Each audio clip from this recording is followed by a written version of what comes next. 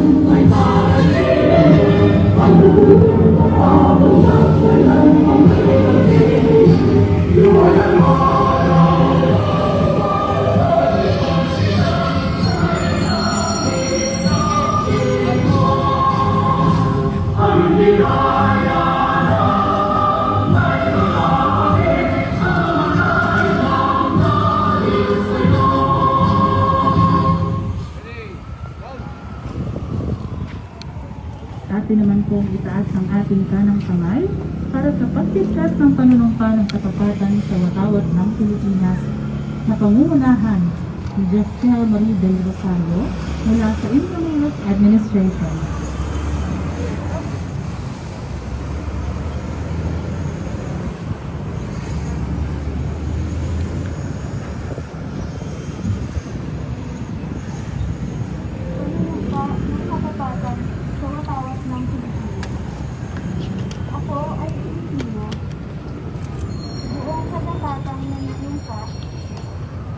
Sa watawat ng Pilipinas at sa bansang kanyang sinasabitan ng may dangal, katarungan at kalayaan na ipinakikilos ng sambayanang makadiyos, makakalikasan, makatao at makabansa. Hindi po natin itaas ang ating kanang kamay para sa panunumpa ng lingkod bayan na pangungunahan ng kagalang-galang na Vice Alcalde ng lungsod ng Maynila, Maria Sheila Hanin Lacuña Pana. Panunumpa ng lingkod bayan. Ako ay isang lingkod bayan. Katungkulan ko ang maglingkod ng buong katapatan at kahusayan at kapayapaan sa pamahalaan. Susunod at tutulong ako sa pagpapatupad ng mga umiiral na batas at alituntunin ng walang kinikilingan. Isasaalang-alang ko ang interes ng nakararami bago ang pansarili kong kapakanan. Isusulong ko ang mga programang mag-aangat sa antas ng kabuhayan ng mga mahihirap. Aktibo akong makikibahagi sa mga dakilang layunin sa lipunan.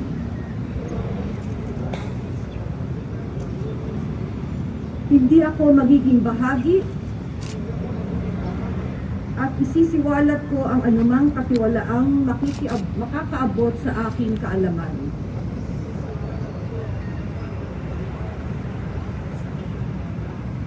Gagawin kong kapaki-pakinabang ang bawat sandali. Sa lahat ng panahon, sisikapin kong makatugon sa mga hamon sa lingkod bayan. Ang lahat ng ito para sa ating dakilang lumikha. at sa ating bayan. Kasiyahan nawa ako ng may kapal.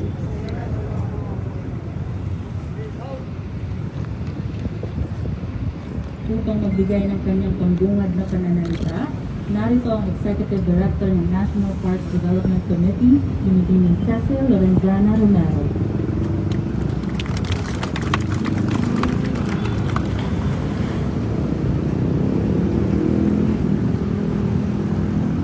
I wish everyone present here today a good morning. Today marks the beginning of National Women's Month, ang buwan ng mga kababaihan with the theme, Juana Laban sa Pandemya, Kaya.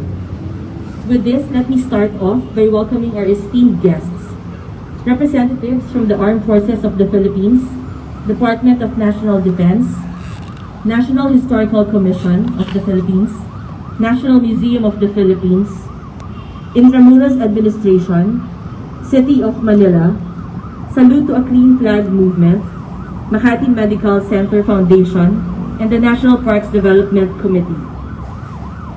It is indeed serendipitous that the last physical conduct of the Stop and Salute flag ceremony was done in March last year. Now a year has passed, we have endured the challenges of the pandemic, but we finally see a glimmer of hope as the country now begins the vaccination program with the arrival of the vaccines. This wouldn't be possible without the efforts of our frontliners who risk their lives each day for us to move forward. Despite all the challenges this initiative celebrates important events and continues to honor modern-day patriots and heroes. This National Women's Month, we honor the sacrifice, passion, and contribution of Filipino women. The impact and changes brought by women continues to be significant and lasting. And we have seen this time and time again in the development of companies, organizations, and even nations. The advocacy for women's rights has really taken a leap forward during the present age. However, there is still a lot to be done, and we will not stop until this has been covered. While we celebrate women this month, let us not forget that to move forward, we need to move forward together. Each of us has an important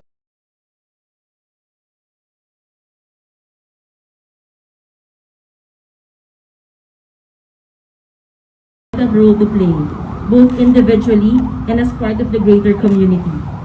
Women have contributed significantly when they have taken the lead and also when they have worked hand in hand with others. We still have many tremendous obstacles to overcome, and we will overcome them together. We at the National Parks Development Committee will always be your ally in building women empowerment. So join us this month of March and witness our activities para sa mga Juan at Juanas. Once again, I wish you all a pleasant morning. Mabuhay ang mga Juanas ng liwasan, maligayang buwan ng kababaihan.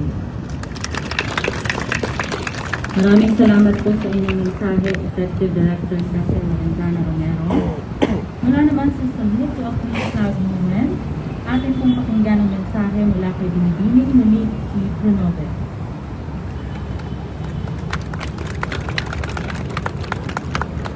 Magandang umaga sa inyong lahat at maraming salamat sa ating AFP Women sa pagtaas ng ating pambansang watawat.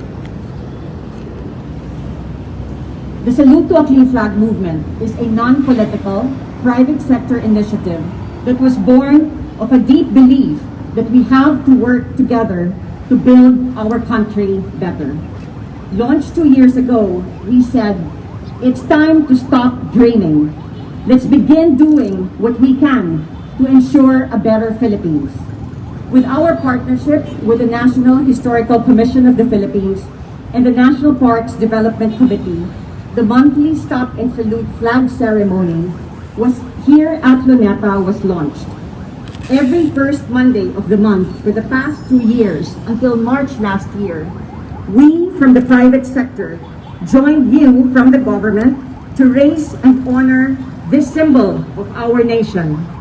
In addition, our movement scored, identified, and honored modern-day Filipinos who display immense love of country through the excellence they show in their field of endeavor. In honoring them with the gift of the national flag here in this hallowed ground where heroes died, it is our hope that our honorees be inspired to inspire others to love our country more. This month, National Women's Month, we take a moment for the many doctors, nurses, frontliners, and citizens who are still bravely facing COVID-19, placing their lives on the line every single day. It is impossible at this point to identify all the heroes who have given their lives in our defense. And sadly, we do not have all of their names, but we recognize their sacrifice and we acknowledge their love for our people. Today, we recognize a Filipina doctor whose love for our country and our people drove her to speak out for our medical frontliners. Dr. Celia Carlos is the director of the Research Institute for Tropical Medicine, or popularly known as RITM. The RITM is at the front and center of the country's pandemic response. They have been instrumental to the establishment and the continuous growth of the country's laboratory network for COVID-19 testing and have been very helpful to DOH and FDA in ensuring that more quality testing kits are available to the market. Last year, Dr. Carlos was thrown into the spotlight for insisting that frontliners and medical workers' COVID tests are given priority processing over non-critical personnel. Ensuring that our doctors and nurses are not infected through proper testing and screening procedures was a key responsibility given to RITM during the early 2020. And being the only facility with a capability at that time to test for COVID-19, it was a Herculean task. Dr. Carlos, in her memo to her team, said, "Nation building, for the most part, is a thankless job. It is a reality we live in as public servants. Today, this nation honors Dr. Celia Carlos for her courage and bravery during this time of crisis. For her service as a medical frontliner and director of RITM, this nation expresses its sincerest and deepest gratitude for following her North Star, and this nation expresses its admiration." The Salute to a Clean Flag movement advocates for the display of brilliantly colored, clean flags on flagpoles all over the country. And today, National Women's Month, as we hand over the flag to Dr. Carlos, a proud symbol of our nation, we honor her for the service she did and she continues to do for our country. And we enjoin her to continue inspiring women, the entire nation in fact, with her voice and service. Dr. Carlos, carry this message far and wide and spread the word. We are Filipinas. We love our country and we honor our flag. Our flag flies proud and free. Mabuhay ang Pilipinas.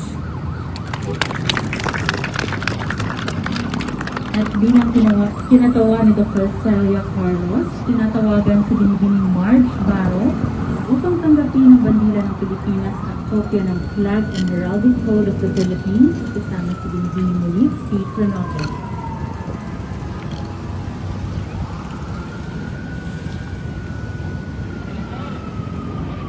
Is the National Historical Commission here with us? Okay. So it's okay, we will just be giving the flag to Dr. Carlos.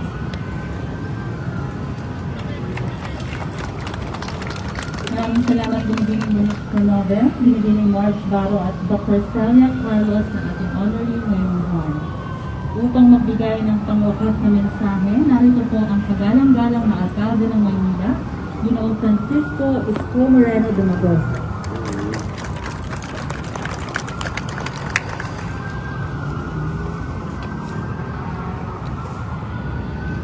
Maraming salamat sa pagkapagpakilala sa ating pong minamahal na Vice Mayor Manila Lacuna, sa ating Executive Director ng National Parks, Ms. Rizal Park, sa po ng iyong mga kasama sa National Park, sa aming po mga bisita, pribadong sektor, organisasyon, at mga kapwa ko kawani at lingkod bayan sa lungsod at sa bansa, at kay General Francisco na aming pinuno ng Manila Police District, to the Armed Forces and all other guests, magandang umaga. Good morning. Kanina po ay nabanggit ng ating sinundang tagapagsalita at ipinamutawi sa ating lahat na patuloy na magmahal at itaas ang bandila. Ang bandila ay sagisag ng pagkakaisa ng isang bansa. Mano pa, ang ating bansa ay pinupuno o binubuo ng mga isla, 7,100 islands, with so many languages, archipelagic, and by nature is being divided by water. Kaya bagay lamang na magkaroon ng pangkalahatang panuntunan sa pamamagitan ng isang sagisag tulad ng bandila. Isang bansa, isang bandila. Yan, dapat na maalala ng bawat Pilipino, bata man, matanda, sa pribadong sektor o mga institusyon, at lalo na higit sa ating mga taong pamahalaan na naglilingkod sa bayan. We may always disagree on something. We may argue on things. But at the end of the day, we must and we should continue sa loob ng damdamin natin ang pagmamahal sa ating bansa, sa ating bandila. Tayo ay Pilipino. Hindi lang Manileño, hindi lang Cebuano, hindi lang Ilonggo, hindi lang Waray o Ilocano. Tayo ay iisa. Pilipino ang nananalantay sa dugo ng bawat tao dito sa ating bansa. At maalala sana natin ang bandilang naitatag na bilang sagisag ng ating bansa ay may mga sakripisyo sa likod nito. Ang ating mga bayani, yung simbolong nasa ating harapan, dumanat ang dugo upang makamit natin at patuloy nating makamit ang kalayang tinatanggap natin ngayon, na sana naman huwag nating ikipit balikan. Maaaring siguro na kasanayan na natin maging malaya at hindi natin dinanas ang paninikil, pagsakop ng mga ibang nasyon sa ating bansa dahil hindi na natin ito inabot. Ngunit katulad ng sinabi ng mga matatanda ng ating bansa ay patuloy na mabigyan ng pagkilala at paggalang. Hayaan natin iwagayway ito simula pari hanggang hulo sa buong bansa. Kami sa pamahalang lungsod ng Maynila, 10 ng aking mga kasamahang kawani at mga halal ng bayan na mga konsehal at ang ating Vice Mayor ay nagpapasalamat kay Miss Rizal Romero na kami naging bahagi ng programang ito. Umasa kayo na patuloy namin dahil naririto ngayon, huwag tayong lilimot. Maaring siguro simula nung elementarya pa tayo, lagi natin itong ginagawa linggo-linggo. sa ating mga kanya-kanyang paralan, ngayon sa ating kanya-kanyang mga opisina, para bang naging normal na lang.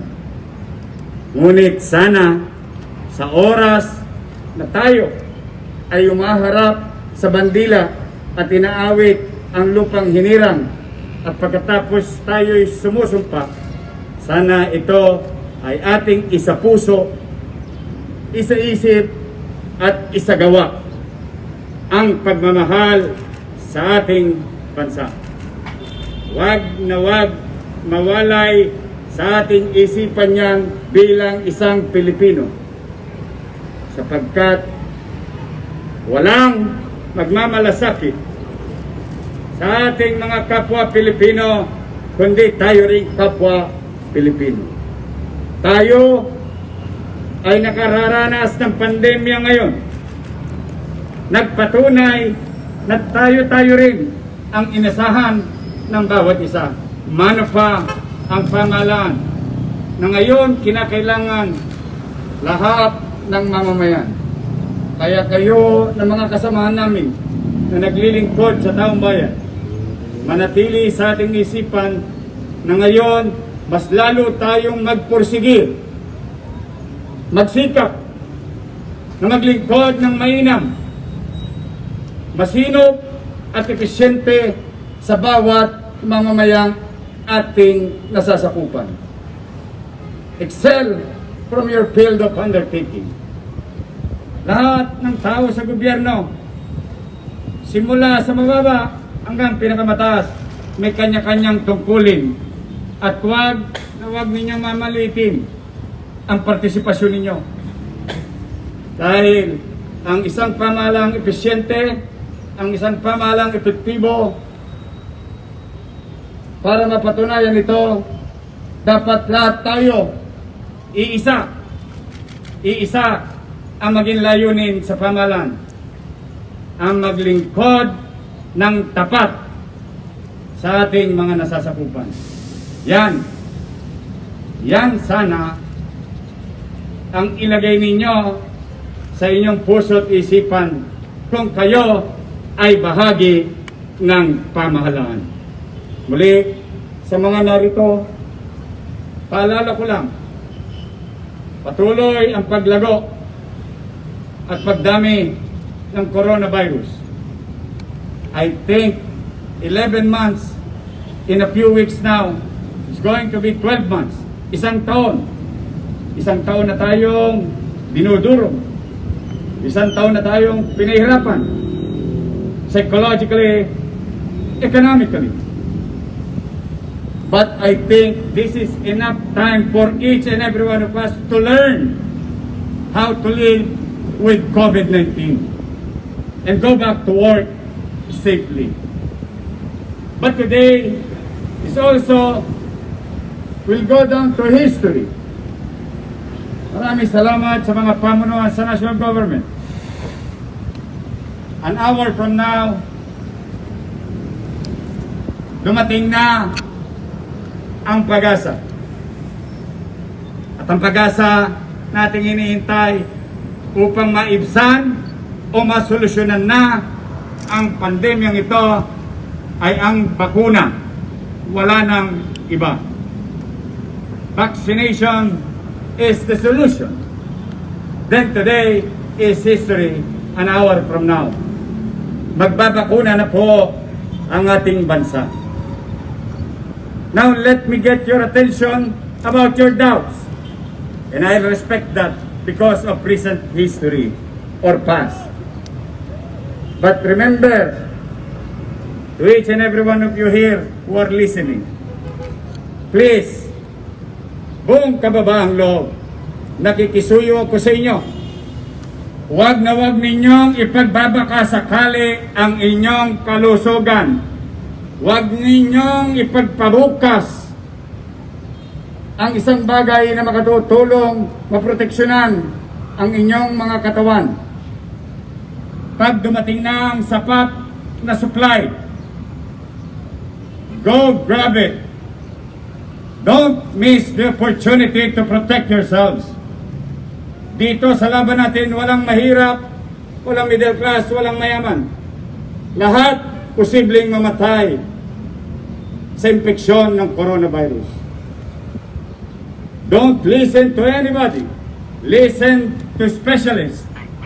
Listen to the system. System sometimes they have shortcomings, but we, as citizens, as community, as people, must continue to believe in the system, that the system will work.